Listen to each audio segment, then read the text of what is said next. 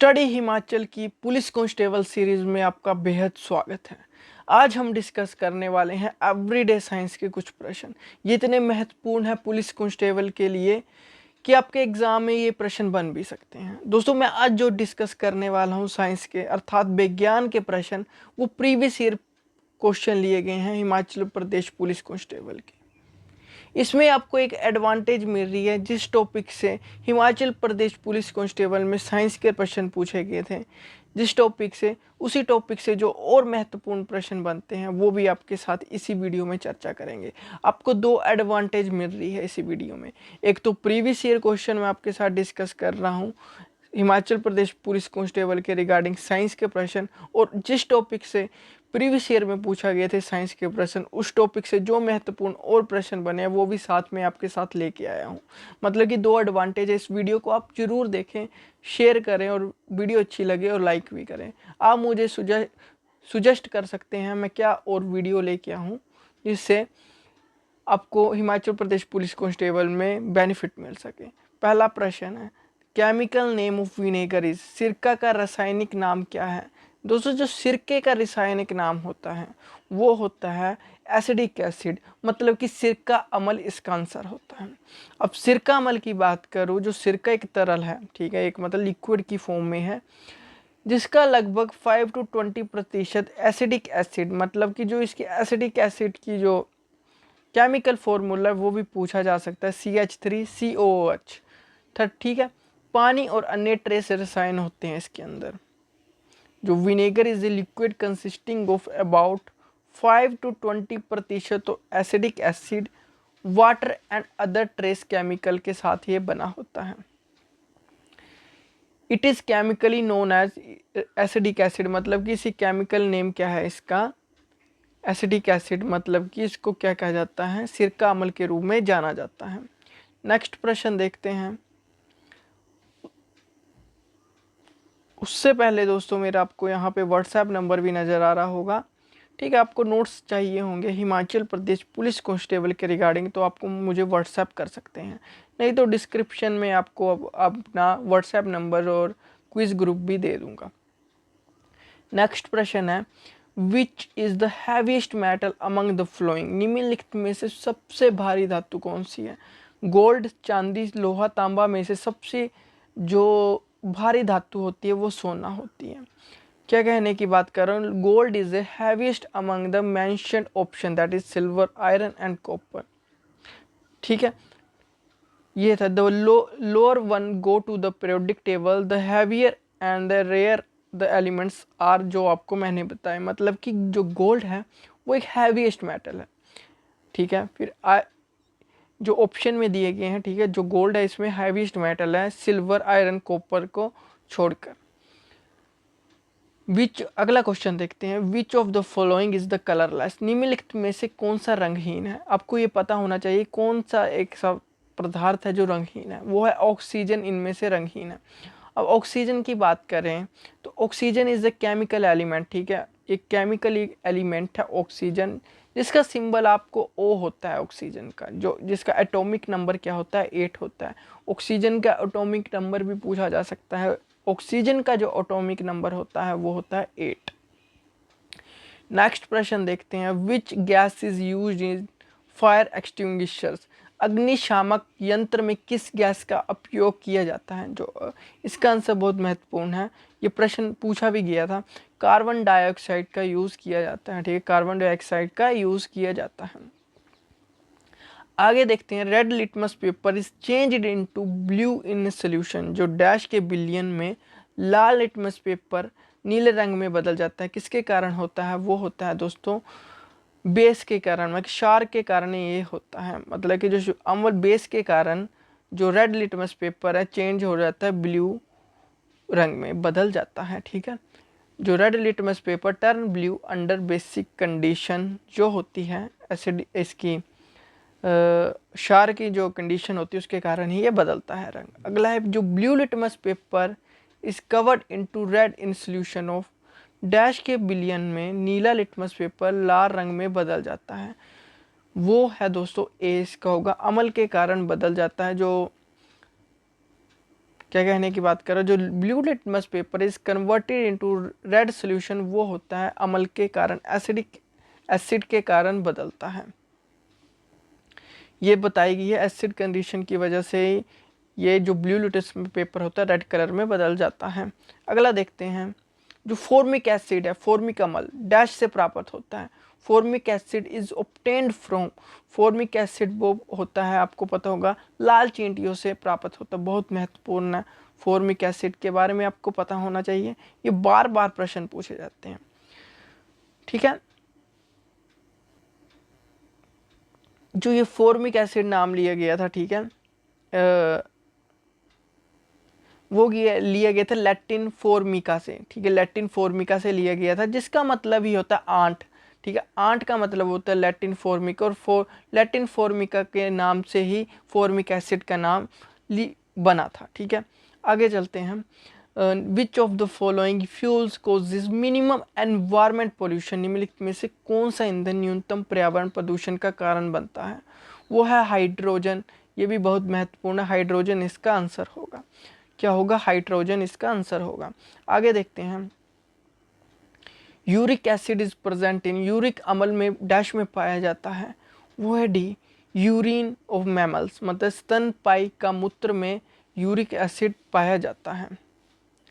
जो uric acid is normally cleaned out of the body by the kidney, जो uric acid होता है normally cleaned out, बाहर निकलता है वो मतलब कि जो किडनी, क्या बताने वाला हूँ सुनिए, जो हमारी किडनी होती है वो इसको फिल्टर करती है और यूरिन के थ्रू इसको बाहर निकाल देती है।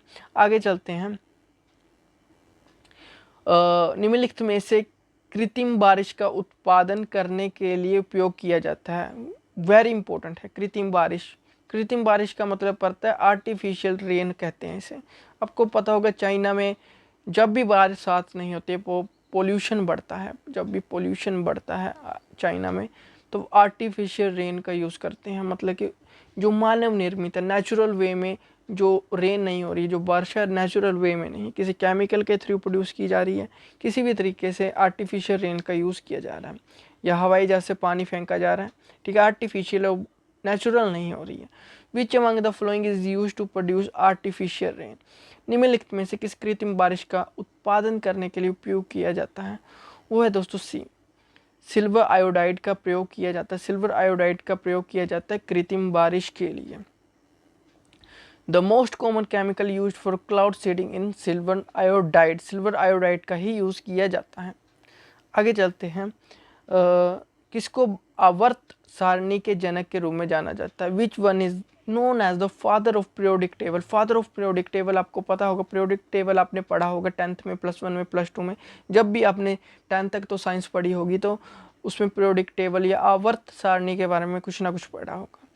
इसको जो किया है वो है सी है मेडलीव ने किया है, मेडलीव ने इसका जो क्या किया है, जनक माने जाते हैं, इन्होंने इस चीज को इजाद किया हुआ है।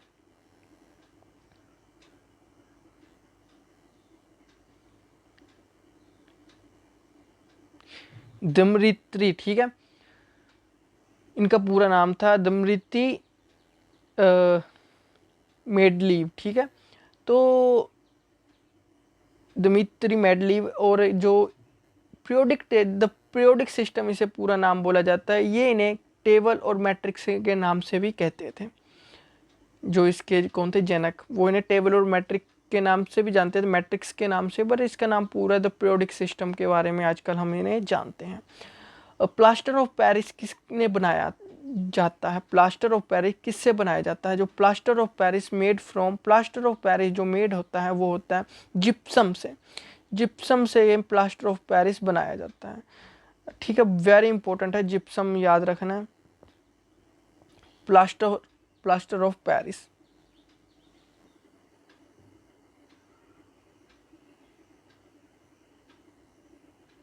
दोस्तों मैं एक बार फिर से बता देता हूँ, मैं पीछे जा रहा हूँ, एक क्वेश्चन था, मैं थोड़ा सा आपको बताना चाहता हूँ। जो प्लास्टर ऑफ पेरिस से made from, plaster of Paris किससे बना? शायद मेरे से पोज हो गई थी, शायद मेरे को नहीं पता कि वीडियो में मैंने आपको बताया, मैं दोबारा बता देता हूँ। ठीक है, plaster of Paris made from वो है जिप्सम। जो जिप्सम का फॉर्मूला होता है वो होता है SO4.2H2O।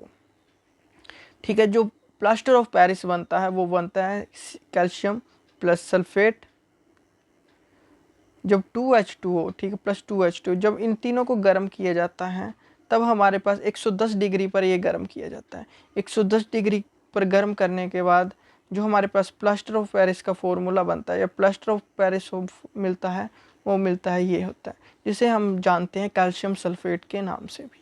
ठीक है, CaSO4 हाफ H2O है। आगे चलते हैं कि मोस्ट कॉमनली यूज्ड किया जाने वाला ब्लीचिंग एजेंट है, वो है क्लोरीन। आपको बता दिया कहाँ पे यूज़ किया जाता है, ये भी पता होगा आपको। क्लोरीन का बहुत ज़्यादा यूज़ किया जाता है वाटर को भी साफ़ करने के लिए और कई चीज़ों में। अगला है अग्निशमन यंत्र में किस गैस का उपयोग किया जाता है, which gas is used in fire extinguishers, वो है डी मतलब कि सल्फर डाइऑक्साइड का यूज़ किया जाता है।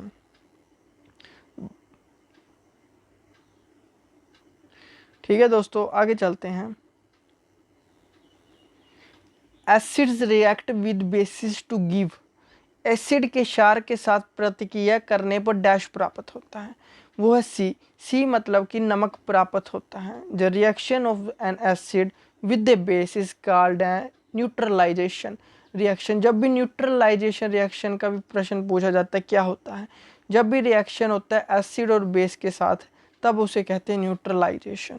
The product of the reaction are a salt and water, जो आपको बता दिया मिलके ये रिएक्शन होता है। ठीक है, मतलब कि जो भी acid react with bases to given, क्या होता है, जब एसिड रिएक्ट विद बेसिस क्या मिलता है हमें, नमक। ध्वनि सबसे तेज किस में यात्रा करती है, ध्वनि सबसे तेज किस में, स्टील में, एयर में, पानी में या वैक्यूम में। सबसे तेज करेगी स्टील के बीच में क्या साउंड ट्रैवल करेगी। Sound travel faster through solid, slower through liquid and slowest through gases.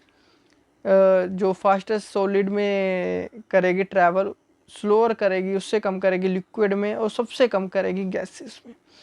अगला है, जब एक बार चुंबक को दो बराबर हिस्सों में काटा जाता है तो प्रत्येक टुकड़े की ध्रुव शक्ति, when a bar magnet is cut into two equal halves, the pole strength of each pieces, क्या हो गया, इसका आंसर होगा D, remain the same, remain same रहेगी,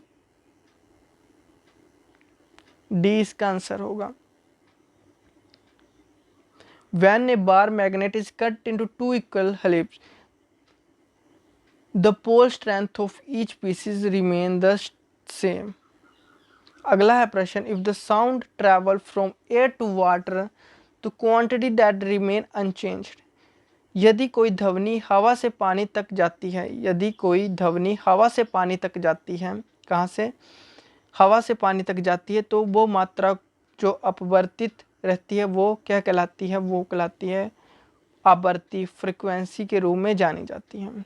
if a sound travel from air to water the quantity that remain unchanged is frequency. बहुत महत्वपूर्ण था। अगला देखते हैं, जब लाल, नीली और हरी प्रकाश किरणें एक ही स्थान पर पड़ती है तो प्रकाश का रंग डैश हो जाता है। When beam of red, blue and green lights fall on the same spot, the color of the light becomes, वो क्या रहता है, डी, इसका आंसर होगा वाइट हो जाता है। जब भी red, blue and green are the three primary color, on mixing these primary color we get various color like yellow, magenta and, ठीक है, मैग्नेटा एंड सियान एंड सो ऑन। क्या बोलने की कोशिश कर रहे हो, when red and green combine, when red and green combine the result is yellow. ठीक है, जब रेड और ग्रीन कंबाइन करते हैं रिजल्ट येलो मिलता है। When red and blue combine result is magenta, ठीक है। When blue and green combine the result is सियान। ठीक है, ये भी याद रखना है। आगे चलते हैं, फाइबर ऑप्टिक्स में सिग्नल स्रोत क्या होता है, in fibre optics the signal source is a, प्रकाश तरंगे मतलब लाइट वेव का यूज किया जाता है, महत्वपूर्ण है एग्जाम पॉइंट ऑफ व्यू से। Fibre optics is the science of transmitting data, voice and image by the passage of light through thin transparent fibre. जो फाइबर ऑप्टिक्स होती है लाइट वेव के थ्रू वर्क करती है, ठीक है। अगला है ध्वनि तरंग सबसे तेज किसमें यात्रा करती है? जो साउंड वेव्स ट्रैवल फास्टेस्ट इनमें से वो होगा ए, ठोस के बीच में ही करती है। अगला है वैक्यूम के माध्यम से कौन सी तरंगों को प्रेषित नहीं किया जा सकता? Which waves can not be transmitted through vacuum? इसका आंसर लाइट, हीट, साउंड या इलेक्ट्रोमैग्नेटिक। सी, ध्वनि से नहीं किया जा सकता।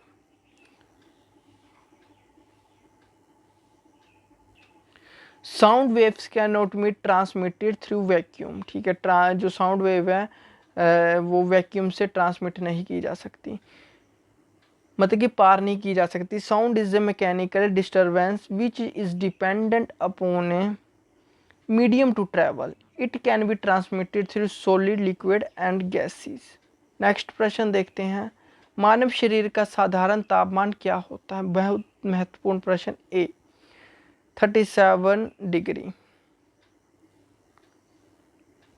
The normal human body temperature is often started from 36.5 से लेके 37.5 के बीच में रहता है, डिग्री सेल्सियस के बीच में रहता है। एक हॉर्स शक्ति किसके बराबर होती है? एक horse 1 horse power is equal to the 746 watt. एक power level of 1 horse power is approximately equal to 746 watt.